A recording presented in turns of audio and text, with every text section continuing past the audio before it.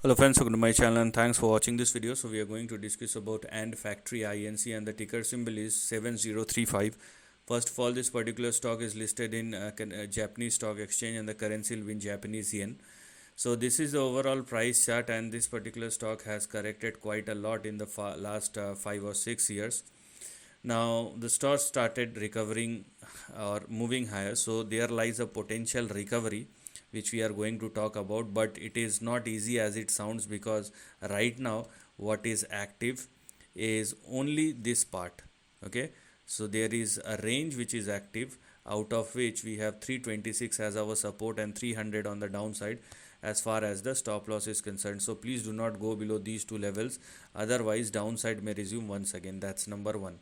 Number two, now because the stock is trading above 326, the maximum which you can expect will be 451 and 484 or 485. So this is the range in between which the stock is trading, and this is what is active for the time being. So focus within this section only. Only after this particular stock started trading and sustaining above 485 or more, then we can go for further recovery, because after 485 we have 860, we have 1200, we have 1400, and if things works out then we also have 2500 moving forward. So we have some very big targets. I have drawn all the target, but it does not mean that you will get everything tomorrow.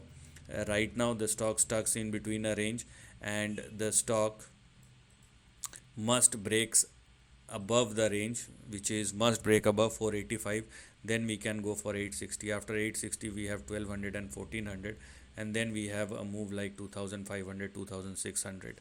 So, and most importantly, it looks like a volatile stock. You cannot rely on the stability. This kind of stock cannot give you any kind of stability if you're hoping for it. So this is the end of the video. Thanks for watching.